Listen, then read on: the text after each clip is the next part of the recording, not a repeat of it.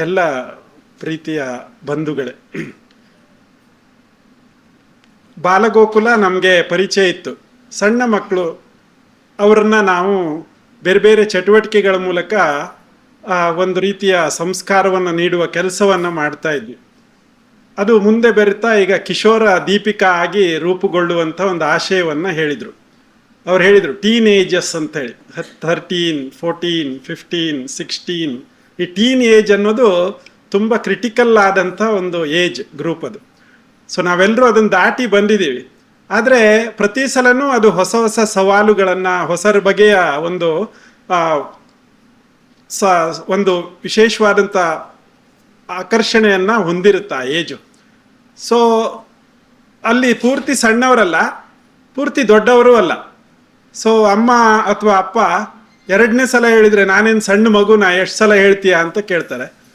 ಅದೇ ಮರುಕ್ಷಣದಲ್ಲಿ ಅಲ್ಲೊಂದು ಅಲ್ಮೇರದಲ್ಲಿ 1 ಲಕ್ಷ ರೂಪಾಯಿ ಇಟ್ಟಿದ್ದೀನಪ್ಪ, ಒಂದು ಬ್ಯಾಂಕಿಗೆ ಕಟ್ಟಿ ಬಾ ಅಂದರೆ ನಾನಾ ಬ್ಯಾಂಕಿಗ ಅಂತಲೂ ಕೇಳ್ತಾರೆ. ಸೊ ನಾನು ಸಣ್ಣವನಲ್ಲ ಅಂತ ಹೇಳೋದ್ರಿಂದ ನಾನು ಸಣ್ಣವನು ಅಂತ ತೋರಿಸ್ಕೊಡುವಂಥ ಒಂದು ಭಾಳ ವಿಶೇಷವಾದಂಥ ಒಂದು ಏಜ್ ಗ್ರೂಪ್ ಅದು. ಒಬ್ಬ ಶಿಕ್ಷಣ ತಜ್ಞ ಹೇಳ್ತಾನೆ, am I a success or a failure ಅಂತ ಪ್ರಶ್ನೆ ಇಟ್ಕೊಂಡಿರುವಂಥ ವ್ಯಕ್ತಿನ ಟೀನೇಜರ್ ಅಥವಾ ಹದಿಹರೆಯದವನು ಅಂತ ಹೇಳಿ ಕರೀತಾರೆ. ಸೊ ನಾನೊಬ್ಬ ಒಳ್ಳೆಯ ಗಂಡನಾಗಬಲ್ನ, ನಾನೊಬ್ಬ ಒಳ್ಳೆಯ ಅಪ್ಪನಾಗಬಲ್ನ, ನಾನು ಈ ಪರೀಕ್ಷೆ ಪಾಸ್ ಆಗಬಲ್ನ, ನಾನು ಜೀವನದಲ್ಲಿ ಯಶಸ್ವಿ ಆಗಬಲ್ಲೆನ, ಈ ಪ್ರಶ್ನೆಗಳು ಅವ್ರ ಜೊತೆಗೆ ತುಂಬ ಬೇರೆ ಬೇರೆ ರೂಪದಲ್ಲಿ ಕಾಡ್ತಾನೆ ಇರುತ್ತೆ ಅವರಿಗೆ. ಸೊ ಆ ಪ್ರಶ್ನೆಗಳಿಗೆ ಉತ್ತರವನ್ನು ಹುಡುಕುವ ಹಲವಾರು ಹೊಸ ಹೊಸ ಪ್ರಯತ್ನಗಳನ್ನು ಅವ್ರು ಮಾಡ್ತಾರೆ. ಸೊ ಇದನ್ನೇ ನಾವು ಜನರೇಷನ್ ಅಂತ ಹೇಳೋದು. ಆ ಜನರೇಷನ್ ಗ್ಯಾಪ್, ನಮ್ಮನ್ನೆಲ್ಲ ಜೆನ್ ಝಿ ಅಂತ ಕರಿತಾ ಇದ್ದಾರೆ. ನೆಕ್ಸ್ಟ್ ಈಗ ಜೆನ್ ಆಲ್ಫಾ, ಜೆನ್ ಬೀಟಾಗಳು ಬರ್ತಾ ಇದ್ದಾರೆ ಅಂತೇಳಿ ಹೇಳ್ತಾರೆ. ಸೊ ಈ ಜನರೇಷನ್ ಗ್ಯಾಪು ಮತ್ತೆ ಮತ್ತೆ ನಮ್ಮನ್ನು ಸಕಾಲಿಕವನ್ನಾಗಿ ಮಾಡೋದ್ರಲ್ಲಿ ಒಂದಿಷ್ಟು ಪ್ರಯತ್ನಗಳನ್ನು ಮಾಡ್ತಾ ಹೋಗುತ್ತೆ. ಸೊ ಮೇಡಮ್ ಮಾತಲ್ಲೇ ಶುರು ಮಾಡ್ತಾ ಹೇಳಿದರು, ಹಳೆ ಬೇರು ಹೊಸ ಚಿಗುರು ಅಂಥೇಳಿ.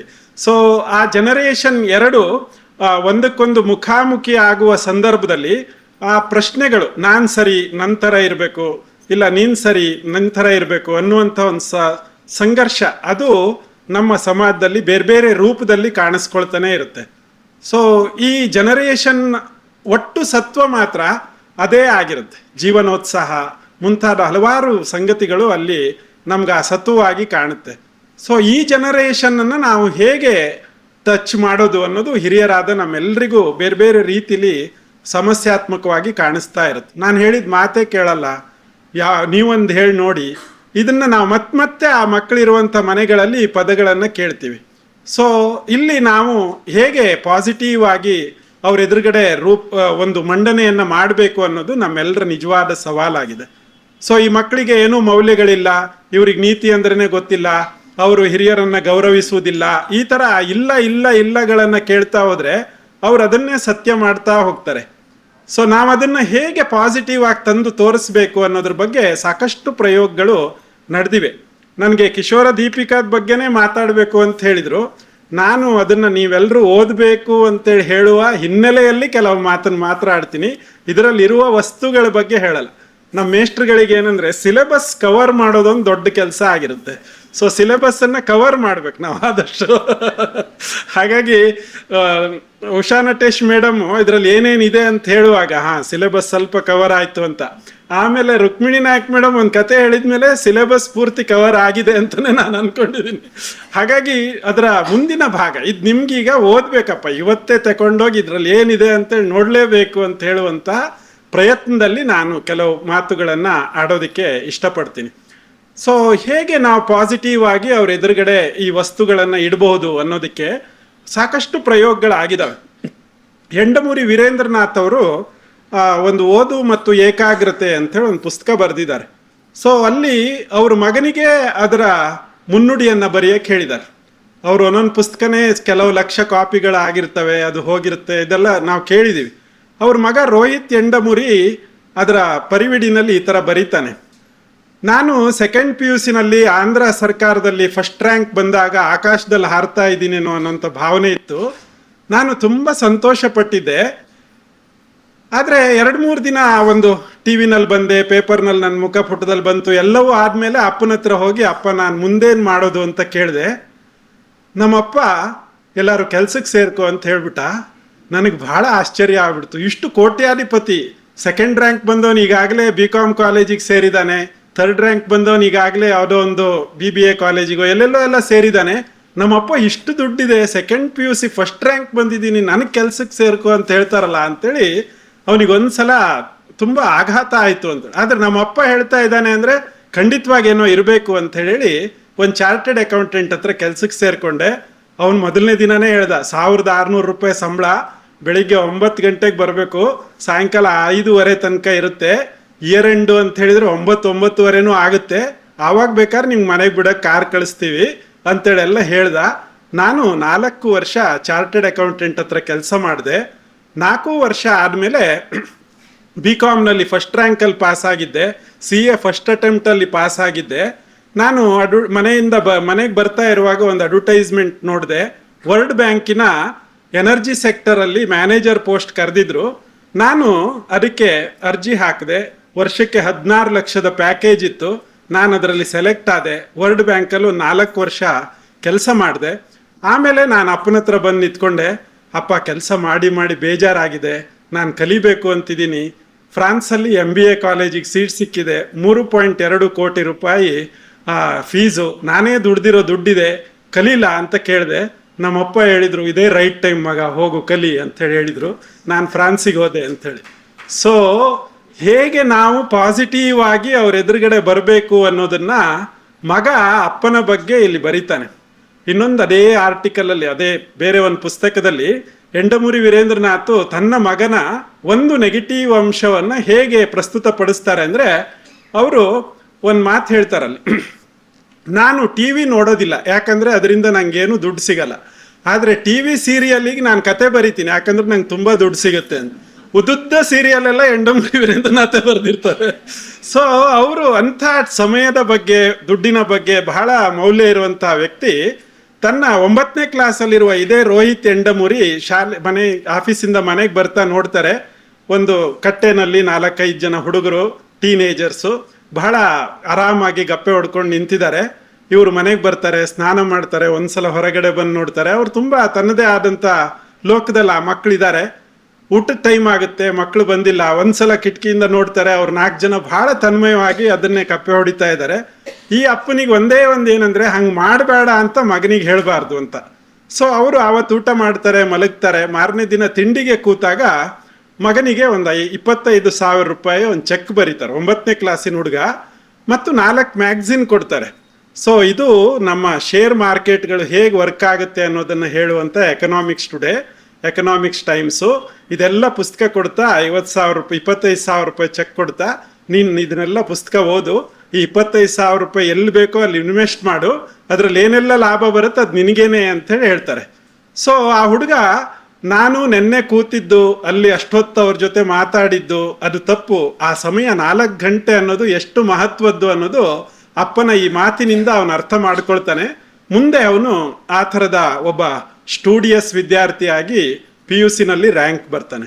ಸೊ ಇದು ನಮಗೆ ಪೋಷಕರಿಗೆ ನಾವು ನಮ್ಮ ಮಕ್ಕಳಿಗೆ ಹೇಗೆ ಹೇಳಬೇಕು ಅನ್ನೋದನ್ನ ಹೇಳುವಂಥ ಒಂದು ಘಟನೆ ಅಂತೇಳಿ ನಾನು ಭಾವಿಸ್ತೀನಿ. ಒಂದು ಕಸ ಹೊಡೆಯುತ್ತೆ ಒಂದು 6ನೇ ಕ್ಲಾಸಿನ 7ನೇ ಕ್ಲಾಸಿನ ಮಗು, ಅಲ್ಲಿ ಒಂದು 2-3 ಉಳಿದಿರುತ್ತೆ. ಇದೆಯಂತ ಕಸ ಹೊಡೆದಿದ್ದೀವಿ ಮಾರಾಯ, ಇಲ್ಲೇ ಇದೆಯಲ್ಲ ಅಂತ ಹೇಳಿದ್ರೆ ಆ ಮಗು ನೀನೇ ಹೊಡಿ ಅಂತೇಳಿ ಕಸಬರ್ಕೆ ಬಿಟ್ಟು ಹೋಗುತ್ತೆ. ಇವತ್ತೊಂದು ಕಸ ಹೊಡೆದಿದ್ದಾನೆ, ಎಷ್ಟು ಚೆನ್ನಾಗಿ ಅಂದರೆ ಒಂದು ಚೂರು ಇಲ್ಲ ಅಂತೇಳಿ ಅಮ್ಮ ಹೇಳಿ, ಮಾರನೇ ದಿನದಿಂದ ಅಮ್ಮ ಹೇಳೋಕ್ಕಿಂತ ಮುಂಚೆನೇ ಕಸಬರ್ಕೆ ಇಟ್ಕೊಂಡು ಅವನು ಕಸ ಹೊಡೆಯೋದಕ್ಕೆ ಶುರು ಮಾಡ್ತಾನೆ. ಸೊ ನಮಗೆ ನಮ್ಮ ಮಕ್ಕಳಿಗೆ ಎಲ್ಲರೂ ಹೊಗಳ್ಬಿಟ್ರೆ, ಅವರು ಜಂಬ ಬಂದ್ಬಿಟ್ರೆ, ಅವ್ರು ಏನಾರು ಆಗ್ಬಿಡ್ತಾರೇನೋ ಅಂಥೇಳಿ ಅವರಿಗೆ ಪಾಸಿಟಿವ್ ಆಗಿ ಹೇಳೋದಕ್ಕೆ ಆಗಲ್ಲ. ನೀನು ಹಂಗೆ ಮಾಡಬೇಡ, ನೀನು ಹಿಂಗೆ ಮಾಡಬೇಡ ಅಂಥೇಳಿ. ಒಬ್ಬ ಹುಡುಗ 9ನೇ ಕ್ಲಾಸಲ್ಲಿದ್ದ, ಅವನು ಅಮ್ಮ ಹೇಳಿದರು, ಮಗ ಸ್ವಲ್ಪ ಹೊತ್ತು ಓದ್ಕೋ ಅಂಥೇಳಿ. ಒಂದು ಅರ್ಧ ಗಂಟೆ ಓದ್ದ. ಅಮ್ಮ ಓದಿ ಆಯಿತು ಅಂತೇಳಿ. ಮತ್ತೊಂದು ಸಲ ಓದು ಅಂತೇಳಿ. ಮತ್ತೊಂದು ಸಲ ಅರ್ಧ ಗಂಟೆ ಆದಮೇಲೆ ಅಮ್ಮ ಓದಿ ಆಯಿತು ಅಂತೇಳಿ ಮತ್ತೊಂದು ಸಲ ಓದು ಅಂತ. ಅಮ್ಮನ ಹತ್ರ 2ನೇ ಕೆಲಸನೇ ಗೊತ್ತಿಲ್ಲ ಅಮ್ಮಂಗೆ. ಹಾಗಾಗಿ ನಾವು ಆ ಥರದ ಅಮ್ಮ ಆಗ್ಬಿಡ್ಬಾರ್ದು. ಅವರಿಗೆ ಒಂದು ಕೆಲಸ ಆಯಿತು ಅಂದರೆ ಇನ್ನೊಂದು ಕೆಲಸ, ಇನ್ನೊಂದು ಕೆಲಸ ಆಯಿತು ಅಂದರೆ ಇನ್ನೊಂದು ಕೆಲಸ, ಇನ್ನೊಂದು ಕೆಲಸ ಆಯಿತು ಅಂದರೆ ಇನ್ನೊಂದನ್ನು ಹೇಳೋದಕ್ಕೆ ಅಮ್ಮಂದರು ಆ ಮಟ್ಟಿಗೆ ಶಕ್ತಿವಂತರಾಗಬೇಕು ಅಂಥೇಳಿ ಇದರಲ್ಲಿ 20 ಹಣತೆಗಳನ್ನು ಇಟ್ಟಿದ್ದಾರೆ. ಸೊ 1ನೇ ಕೆಲಸ ಆಯ್ತಾ, 2ನೇ ಕೆಲಸ ಯಾವುದು ನಮ್ಮ ಹತ್ರ ಗೊತ್ತಿದೆ, 2ನೇ ಕೆಲಸ ಆಯ್ತಾ, 3ನೇ ಕೆಲಸ ಮಾಡೋದಕ್ಕೆ ನಮ್ಗೆ ಹೇಳೋದಕ್ಕೆ ಸಾಧ್ಯ ಆಗುತ್ತೆ. ಈ ಥರದ ಪ್ರಯತ್ನಗಳು ನಾವು ಪೋಷಕರಾಗಿ ಶಿಕ್ಷಕರಾಗಿ ಮಾಡಬೇಕಾಗಿದೆ. ಸೊ ಇದು ಮತ್ತೆ ಮತ್ತೆ ನಮ್ಮಲ್ಲಿ ಕೇಳಿ ಬರ್ತಾ ಇರುತ್ತೆ. ಏನಂದ್ರೆ ಮೌಲ್ಯ ಶಿಕ್ಷಣದ ಅಗತ್ಯ ಇದೆ, ನೀತಿ ಶಿಕ್ಷಣದ ಅಗತ್ಯ ಇದೆ. ಇದನ್ನ ನಾವು ಹೇಳ್ತೀವಿ. ಒಂದು ಹಂತದಲ್ಲಿ ಏನು ಹೇಳಿದ್ರು ಅಂದ್ರೆ ಮೌಲ್ಯ ಶಿಕ್ಷಣದ ಒಂದು ಭಾಗವೇ ಮೌಲ್ಯ, ಹಾಗಾಗಿ ಅದು ಅಂತರ್ಗತವಾದಂಥ ಮೌಲ್ಯ ಕಲಿಕೆ ನಮ್ಮ ತರಗತಿ ಕೋಣೆಲಾಗತ್ತೆ. ಮ್ಯಾಥಮೆಟಿಕ್ಸ್ ಟೀಚರು 2+2 = 4 ಅಂತ ಹೇಳ್ತಾನೆ. ಇಷ್ಟು ಸತ್ಯ ಬೇರೆ ಎಲ್ಲೂ ಇಲ್ಲ ಮಗ ಅಂತೇಳಿ ಅವನೇ ಹೇಳಬೇಕು. ಯಾಕಂದ್ರೆ ಅದೇ ಕನ್ನಡ ಮೇಷ್ಟ್ರು 2+2 ಅಂದ್ರೆ ರಾಮಾಯಣನೇ ಮಾಡಿರ್ತಾರೆ. ಯಾಕಂದ್ರೆ ಕೈಕೇಯಿ ಕೇಳಿದ್ದು 2 ವರವನ್ನು, ದಶರಥ ಕೊಟ್ಟಿದ್ದು 2 ವರವನ್ನು, ಆಗಿದ್ದು 4, ಇಡೀ ರಾಮಾಯಣ ಆಗೋಯ್ತು. ಸೊ ಇಲ್ಲಿ ಸತ್ಯ 2+2 = 4 ಅಂತ ಹೇಳೋದಿಕ್ಕೆ ಅದು ಭಾರತದಲ್ಲೂ ಇವತ್ತು 2+2 4, ಅಮೆರಿಕದಲ್ಲೂ ಅದು, ಬೆಳಿಗ್ಗೆನೂ ಅದೇ, ರಾತ್ರಿನೂ ಅದೇ. ಅಂದ್ರೆ ಗಣಿತ. ಸೊ ಗಣಿತ ಪಾಠ ಮಾಡುವವನು ಸತ್ಯದ ಮೌಲ್ಯವನ್ನ, ನಿರ್ದಿಷ್ಟವಾದಂಥ ವಿಷಯವನ್ನ ಅವನು ಅಲ್ಲಿ ತಿಳಿಸ್ತಾನೆ.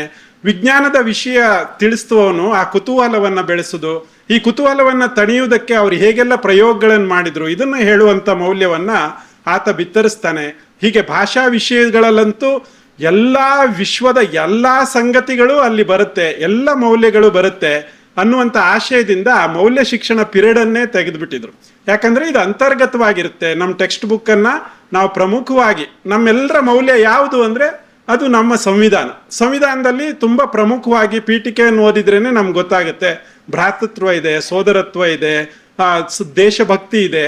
ಈ 10 ಮೌಲ್ಯಗಳನ್ನು ಇಟ್ಕೊಂಡ್ಬಿಟ್ಟು ನಾವು ನಮ್ಮ ತರಗತಿ ಕೋಣೆಯಲ್ಲಿ ಶಿಕ್ಷಕರು ವ್ಯವಹರಿಸ್ತಾರೆ ಅನ್ನುವಂಥ ಆಶಯದಿಂದ ನಾವಿದ್ವಿ.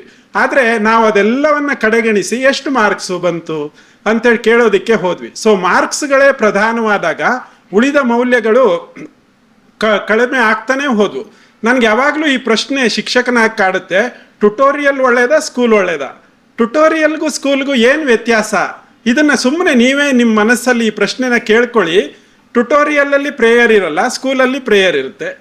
ಟ್ಯುಟೋರಿಯಲ್ಲಲ್ಲಿ ನಾಟಕಗಳು ಮತ್ತು ಸ್ಕೂಲ್ ಡೇ ಇರಲ್ಲ, ಸ್ಕೂಲಲ್ಲಿ ಅದಿರುತ್ತೆ. ಸೊ ಯಾವ್ಯಾವುದು ಟ್ಯುಟೋರಿಯಲಲ್ಲಿ ಇರಲ್ಲ, ಯಾವುದು ಸ್ಕೂಲಲ್ಲಿ ಇದೆ, ಇದನ್ನ ನೀವು ಲೆಕ್ಕಾಚಾರ ಹಾಕ್ಬಿಟ್ರೆ ನಾವು ಮೌಲ್ಯಕ್ಕಾಗಿ ಎಷ್ಟು ಅವಧಿಗಳನ್ನು ಅಲ್ಲಿ ಮೀಸಲಿಟ್ಟಿದ್ದೀವಿ ಅನ್ನೋದು ತುಂಬ ಡಾಲಾಗಿ ನಮ್ಗೆ ಕಾಣುತ್ತೆ. ಸೊ ಒಂದು ಪ್ರೇಯರ್ ಅನ್ನುವಂಥ ಒಂದೇ ಒಂದು ಮೌಲ್ಯವನ್ನ ಪ್ರತಿ ಪ್ರೇಯರ್ ಭಾಗವಹಿಸಿದಾಗ ಅದೇ ಶ್ರದ್ಧೆ, ಅದೇ ಭಕ್ತಿ, ಅದೇ ಒಂದು ತನ್ಮಯತೆ, ಇವತ್ತಿನ ಪ್ರೇಯರನ್ನು ಹಾಡುವಾಗ ನಾವು ಹೇಗೆ ತನ್ಮಯರಾಗಿ ಅದನ್ನು ಕೇಳಿದ್ವಿ, ಸೊ ಅದು ಇಡೀ ಕಾರ್ಯಕ್ರಮಕ್ಕೆ ಹೇಗೆ ಒಂದು ಹೊಸ ರೂಪವನ್ನು ಕೊಡ್ತು, ಇದನ್ನು ನಾವು ನಮ್ಮ ಮಕ್ಕಳಿಗೆ ಅರ್ಥ ಮಾಡಿಸೋಕೆ ಹೋದ್ರೆ ಅವ್ರು ನಾಳೆಯಿಂದ ಪ್ರೇಯರ್ಗೆ ಹೊಸ ಶಕ್ತಿಯ ಜೊತೆಗೆ ಭಾಗವಹಿಸೋದಕ್ಕೆ ಸಾಧ್ಯವಾಗುತ್ತೆ. ಸೊ ಈ ಬಗೆಯ ಕಲ್ಪನೆಗಳು ನಮ್ಮ ಶಿಕ್ಷಣದ ಭಾಗವಾಗಿ ನಮಗೆ ಬರ್ತಾ ಹೋಯ್ತು. ಇವತ್ತಿನ ಸಮಾಜದಲ್ಲಿ ಸವಾಲುಗಳು ಇನ್ನಷ್ಟು ಕಠಿಣವಾಗ್ತಾನೆ ಬಂದಿದ್ದಾವೆ. ಸೊ ಇಷ್ಟು ದಿನ ಕೇವಲ ಸಿಗರೇಟು ಬೀಡಿ ಸೇದ್ತಾ ಇದ್ದಂಥ ಹದಿಹರೆಯದವರು, ಅಥವಾ ಎಲ್ಲೋ ಒಂದು ಕಡೆ ಪಬ್ಬಿಗೆ ಹೋಗಿ ಒಂದು ಸ್ವಲ್ಪ ಬೀರ್ ಕುಡಿತಾ ಇದ್ದಂತಹ ಹದಿಹರೆಯದವರು ಸಿಗ್ತಾ ಇದ್ರು. ಆದರೆ ಇತ್ತೀಚೆಗೆ ಮಾದಕ ದ್ರವ್ಯಗಳಿಗೆ ಬಲಿ ಆಗ್ತಾ ಇರುವಂಥ ಹದಿಹರೆಯದವರು ಸಿಗ್ತಾ ಇದ್ದಾರೆ. ತಮ್ಮ ಪ್ರೊನೋಗ್ರಫಿಯಲ್ಲಿ ನೋಡ್ತಾ ನೋಡ್ತಾ ನೋಡ್ತಾ ತುಂಬ ಒಂದು ರೀತಿ ಕಳೆದು ಹೋದಂಥ ಮಕ್ಕಳಿದ್ದಾರೆ. ಕೇವಲ ಸ್ಕ್ರೀನ್ ಟೈಮ್ ಅಥವಾ ಒಂದು ಮೊಬೈಲಿಗೆ ಅಡಿಕ್ಟ್ ಆಗಿ ತೀವ್ರವಾಗಿ ಮಾನಸಿಕವಾಗಿ ಅಸ್ವಸ್ಥವಾದಂಥ ಮಕ್ಕಳನ್ನು ನಾವು ನೋಡ್ತಾ ಇದ್ದೀವಿ. ನಮ್ಮಲ್ಲಿ ಬಾಳಿಗ ಆಸ್ಪತ್ರೆ ಅಂತಿದೆ, ಅಲ್ಲಿ ಫಸ್ಟ್ ಫ್ಲೋರಲ್ಲಿ 8ನೇ ಕ್ಲಾಸಿನ ಒಬ್ಬ ಹುಡುಗ ಇನ್ಮೇಟ್ ಆಗಿದ್ದ. ಅವನ ಮೇಲ್ಗಡೆ ಹೀಗೆ ನಿಂತಿದ್ದಾನೆ, ಕೆಳಗಡೆ ಒಂದು ನರ್ಸ್ ಯಾರೋ ಮೊಬೈಲನ್ನು ಸ್ವಲ್ಪ ಸ್ಕ್ರೀನ್ ಇದು ಮಾಡ್ತಾ ಇದ್ದಾರೆ. ಫಸ್ಟ್ ಫ್ಲೋರಿಂದ ಕೆಳಗಡೆ ಹಾರಿದನು. ಅಂದರೆ ಅಡಿಕ್ಷನ್ ಅನ್ನೋದು ಎಷ್ಟು ತೀವ್ರವಾಗಿ ಅವನಿಗಾಗಿದೆ ಅಂದರೆ, ಮೊಬೈಲ್ ಅವನ ಕೈಯಿಂದ ಕಿತ್ಕೊಂಡ್ರೆ ನಾವು ಹೆಂಡ ಕುಡುಕರಿಗೆ ಹೆಂಡ ಸಿಗದೆ ಇದ್ರೆ ಏನೆಲ್ಲ ಹೇಳ್ತಿದ್ವೋ, ಕೈಗಳು ನಡಗುತ್ತೆ, ಕಣ್ಣುಗಳು ಕೆಂಪಾಗುತ್ತೆ, ಅವನು ಏನನ್ನೋ ಕಳ್ಕೊಂಡಂತೆ ಮಾಡ್ಕೊಳ್ತಾನೆ. ಇದು 8ನೇ ಕ್ಲಾಸಿನ ಒಂದು ಹುಡುಗನಲ್ಲಿ ನಾವು ನೋಡ್ತೀವಿ. ಸೊ ಸವಾಲುಗಳು ಆ ಬಗೆಯಲ್ಲಿ ನಮ್ಮ ಎದುರುಗಡೆ ವಿಷಾದ ರೂಪದಲ್ಲಿ ಕಾಣಿಸ್ತಾ ಇದ್ದಾವೆ. ಸೊ ಎಷ್ಟೊತ್ತು ಸ್ಕ್ರೀನ್ ಟೈಮ್ ಇರಬೇಕು ನನ್ನ ಮಗುವಿಗೆ, ಇದನ್ನು ನಿರ್ಧಾರ ಮಾಡೋದು ನಾವು ಅಲ್ಲ, ಟೀಚರು ಅಲ್ಲ, ಆ ಮಗು ನಿರ್ಧಾರ ಮಾಡಬೇಕು. ಆ ನಿರ್ಧಾರಕ್ಕೆ ಪೂರಕವಾಗಿ ನಾವು ಅವರಿಗೆ ಮಾಹಿತಿಗಳನ್ನು ಒದಗಿಸಬೇಕಾದಂಥ ಅನಿವಾರ್ಯತೆ ಇದೆ. ಸೊ ಎಷ್ಟೊತ್ತು ಟೈಮು, ನಿನ್ನ ಟೈಮಿಗೆ ಎಷ್ಟು ಮಹತ್ವ ಇದೆ, ಈ ವಿಷಯಗಳನ್ನು ನಾವು ಅವರಿಗೆ ಹೇಳ್ಕೊಡ್ಬೇಕು. ಇದು ಒಂದು ಬಗೆಯ ಸವಾಲಾದರೆ, ಎರಡನೇ ಬಗೆಯ ಸವಾಲು ಇತ್ತೀಚೆಗೆ ತುಂಬ ವ್ಯಾಪಕವಾಗಿ ನಮ್ಗೆಲ್ರಿಗೂ ಕಾಣಿಸ್ತಾ ಇತ್ತು. ಒಂದ್ಸಲ ಸರ್ಕಾರಿ ನೌಕರಿಗಳ ಸಂಖ್ಯೆ ಕಡಿಮೆ ಆಯಿತು, ಯಾವುದೇ ರೀತಿಯಲ್ಲಿ ನೌಕರಿ ಸಿಗ್ತಾ ಇಲ್ಲ, ಕಾಲ್ಫರ್ ಆಗ್ತಾ ಇಲ್ಲ. ಈ ಕಾಲಘಟ್ಟವನ್ನು ನಾವು ಹೇಗೋ ದಾಟಿದ್ವಿ. ಯಾಕಂದರೆ ನಮಗೆ IT ಫೀಲ್ಡಲ್ಲಿ ಸಾಕಷ್ಟು ಜನರಿಗೆ ಕೆಲಸಗಳು ಸಿಕ್ಕಿದ್ದು. ಈಗ AI ಅನ್ನುವಂಥದ್ದು ಬಂದ ಮೇಲೆ IT ನಲ್ಲಿ ಇವತ್ತು ಅವ್ರು 4,000 ಜನರನ್ನು ತೆಗೆದ್ರಂತೆ, ಇವತ್ತು 5,000 ಜನರನ್ನು ತೆಗೆದ್ರಂತೆ. ಈ ಪದಗಳನ್ನು ಕೇಳಿದಾಗ ಮತ್ತೊಮ್ಮೆ ನಮಗೆ ಮುಂದೇನು ಅನ್ನುವಂಥ ಒಂದು ಪ್ರಶ್ನೆ ಬಂದಿದೆ. ಸೊ ಮುಂದೇನು ಅನ್ನೋದಕ್ಕೆ ಉತ್ತರ ನಮ್ಗೆ ಯಾರಿಗೂ ಗೊತ್ತಿಲ್ಲ. ಪಾಠ ಮಾಡುವ ಮೇಷ್ಟ್ರಿಗೂ ಗೊತ್ತಿಲ್ಲ, ಮನೇಲಿರುವ ಅಮ್ಮನಿಗೂ ಗೊತ್ತಿಲ್ಲ ಮುಂದೇನು ಆಗ್ಬೋದು. ಈ ಹುಡುಗ ಬರುವಾಗ ಮಾರುಕಟ್ಟೆ ಯಾವ ಥರ ಇರ್ಬೋದು ಅಂತೇಳಿ. 90ರ ದಶಕದಲ್ಲಿ ನಾನು ಅಸ್ಸಾಮಲ್ಲಿದ್ದಾಗ STD ಬೂತಲ್ಲಿ ಹೋಗಿ ರಾತ್ರಿ 11 ಗಂಟೆಗೆ ಅಮ್ಮನ ಹತ್ರ ಮಾತಾಡಬೇಕು, ಆವಾಗ ಕಡಿಮೆ ರೇಟ್ ಇರುತ್ತೆ ಅಂತೇಳಿ ಕೂತ್ಕೊಂಡವನು. ಆವತ್ತು STD ಬೂತ್ ಇಟ್ಟವರೆಲ್ಲ ಇವತ್ತೇನಾಗಿದ್ದಾರೆ ಅಂತ ಹೇಳಿದ್ರೆ ಅವರು ಕಾಲಕ್ಕೆ ಅಪ್ರಸ್ತುತ ಆಗ್ಬಿಟ್ಟಿದ್ದಾರೆ. ಅದೇ ಥರ ನಾವಿವತ್ತು ಇವತ್ತು ಇಲ್ಲಿನ ವಾಚ್ಮೆನ್ನಿನ ಕೆಲಸನೇ ಇಟ್ಕೊಳ್ಳೋಣ. ಉದಾಹರಣೆಗೆ ಒಂದು ಕಾರ್ ಬಂದ ಕೂಡಲೇ ಅವ್ನು ಗೇಟ್ ತೆಗಿತಾನೆ ಅಂತಂದರೆ ಒಂದು CCTV ಹಾಕಿ ಅದರಲ್ಲಿ ರೆಕಾರ್ಡ್ ಆದಂಥ ನಂಬರ್ಗಳನ್ನು ಮಾತ್ರ ಬಿಡಬೇಕು ಅಂದರೆ ಆ ವಾಚ್ಮೆನ್ ಕೆಲಸನೇ ಕಿತ್ಕೊಂಡು ಹೋಗ್ಬಿಡುತ್ತೆ. ಎಷ್ಟೋ ಜನ IT ಗಳು ಅದೇ ರೀತಿಯಲ್ಲಿ ತಮ್ಮ ಕೆಲಸವನ್ನು ಕಳ್ಕೊಳ್ತಾ ಇದ್ದಾರೆ. ಸೊ ಈ ಮಕ್ಕಳು ಮುಂದಾದಾಗ ಏನಾಗಬಹುದು ಅಂದರೆ ಯಾರು ಸೃಜನಶೀಲತೆಯನ್ನು ಉಳಿಸ್ಕೊಳ್ತಾರೋ ಅವ್ರು ಮಾತ್ರ ಬದುಕೋಬಹುದು. ನಿಮಗೆ ಒಂದೂ ಹೋಟ್ಲನ್ನು ಹಿಡದೆ ಸಾವಿರಾರು ಜನರ ಹೊಟ್ಟೆ ಹಸಿವನ್ನು ತಣಿಸುವ ಯಾರು ಗೊತ್ತಿದ್ದಾರಾ? ಝೊಮ್ಯಾಟೊ ಮತ್ತು ಸ್ವಿಗ್ಗಿ ಇದ್ದಾರೆ. ಅವ್ರ ಹತ್ರ ಒಂದು ಹೋಟ್ಲು ಇಲ್ಲ, ಆದರೆ ಅವ್ರು ಮಾಡಿದ್ದೊಂದು ಆ್ಯಪು. ಆ ಆ್ಯಪಿನಿಂದಾಗಿ ಅವ್ರು ಎಷ್ಟು ದುಡಿತಾ ಇದ್ದಾರೆ, ಎಷ್ಟು ಜನರಿಗೆ ಅವರು ಅದ್ರ ಮೂಲಕ ತಲುಪ್ತಾ ಇದ್ದಾರೆ. ಈ ಥರದ ಸೃಜನಶೀಲವಾದಂಥ ಅಂಶಗಳು ಮುಂದಿನ ಜಗತ್ತಿಗೆ ಬೇಕಾಗಿದೆ. ಈ ಸೃಜನಶೀಲತೆಯನ್ನು ಉಳಿಸ್ಕೊಳ್ಳೋದಕ್ಕೆ ನಮಗೆ ಏನಾದರೂ ಪರಿಹಾರ ಇದೆಯಾ ಅಂದರೆ ಇದರಲ್ಲಿ ಆ ಥರದ ಸಾಕಷ್ಟು ಸಂಗತಿಗಳು ಇದ್ದಾವೆ.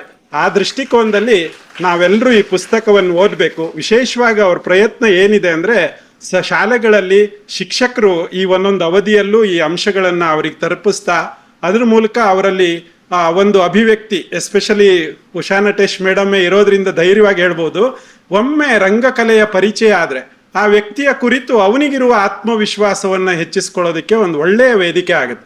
ಯಾರೆಲ್ಲ ರಂಗಕರ್ಮಿಗಳಾಗಿರ್ತಾರೋ ಅವ್ರು ಹೆಚ್ಚಾಗಿ ಸೃಜನಶೀಲರಾಗಿರ್ತಾರೆ, ಅವ್ರ ಕುರಿತು ಅವ್ರಿಗೆ ಆತ್ಮವಿಶ್ವಾಸ ಇರುತ್ತೆ. ಸೊ ಅಂಥ ವಿಶ್ವಾಸವನ್ನು ನಮ್ಮ ಮಕ್ಕಳಲ್ಲಿ ನಾವು ಬೆಳೆಸಬೇಕಾಗಿದೆ. ಆ ಥರ ಸೃಜನಶೀಲತೆಯನ್ನು ಅಭಿವೃದ್ಧಿಪಡಿಸಬೇಕಾಗುತ್ತೆ. ಆವಾಗ ಮಾತ್ರ ನಾವು ಇಲ್ಲಿ ಖಂಡಿತವಾಗಿ ಒಳ್ಳೆಯ ಕೆಲಸವನ್ನು ಮಾಡ್ತೀವಿ. ಅದಕ್ಕಾಗಿ ಇವತ್ತಿನ ಎಲ್ಲೆಲ್ಲ ಎಜುಕೇಷನ್ ಜಾಸ್ತಿ ಆಯಿತೋ ಅದರ ಬೈ ಪ್ರಾಡಕ್ಟ್ ಏನಾಯಿತು, ಅತ್ಯಂತ ಹೆಚ್ಚು ಲಿಟ್ರಸಿ ರೇಟ್ ಇದ್ದಂಥ ಕೇರಳ ಆತ್ಮಹತ್ಯೆಯ ಪ್ರಮಾಣದಲ್ಲೂ ಅತ್ಯಂತ ಹೆಚ್ಚಾಯಿತು. ದಕ್ಷಿಣ ಕನ್ನಡ, ಉಡುಪಿ ನಾವು ಲಿಟ್ರಸಿಯಲ್ಲಿ ಬಹಳ ಎತ್ತರಕ್ಕೆ ಹೋಗ್ತಾ ಇದ್ದೀವಿ. ಅಮ್ಮ ಮೊಬೈಲ್ ಇಟ್ಕೊಂಡ್ರು ಅಂತ ಸುಸೈಡ್ ಮಾಡಿಕೊಂಡ್ರು, TV ನೋಡಬೇಡ ಅಂತ ಹೇಳಿದ್ದಕ್ಕೆ ಸುಸೈಡ್ ಮಾಡಿಕೊಂಡ್ರು, ನೀಟಲ್ಲಿ ಒಂದು ಮಾರ್ಕ್ ಕಡಿಮೆ ಆಯಿತು ಅಂತೇಳಿ ಸುಸೈಡ್ ಮಾಡಿಕೊಂಡ್ರು. ಇದನ್ನೆಲ್ಲ ಕೇಳ್ಕೊಂಡಾಗ ನಮಗೆ ತುಂಬ ಆಘಾತವಾಗುತ್ತೆ. ಎಲ್ಲಿ ತಲುಪ್ತಾರೆ ನಮ್ಮ ಮಕ್ಕಳು ಅಂಥೇಳಿ. ಸೊ ಅವರೆಲ್ಲರಲ್ಲೂ ನಾವು ಹತ್ರ ಹೋಗಿ ನೋಡಿದಾಗ ಅವರಿಗೆ ನನ್ನನ್ನು ನಾನು ಎಕ್ಸ್ಪ್ರೆಸ್ ಮಾಡ್ಕೊಳ್ಳೋಕ್ಕೆ ಒಂದು ಹತ್ತಿರದ ಜೀವ ಇರೋದಿಲ್ಲ.